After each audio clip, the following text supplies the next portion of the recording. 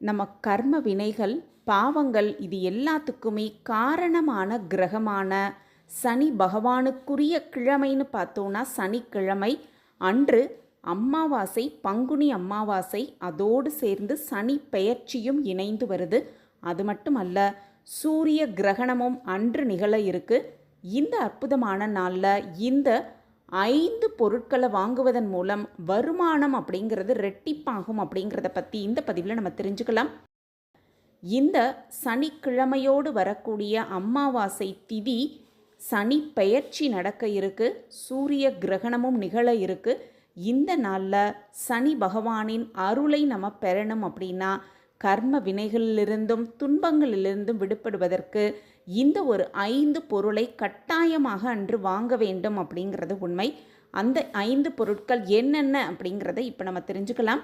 இந்த ஆண்டு பங்குனி மாத அமாவாசை சனிக்கிழமையில் வருது.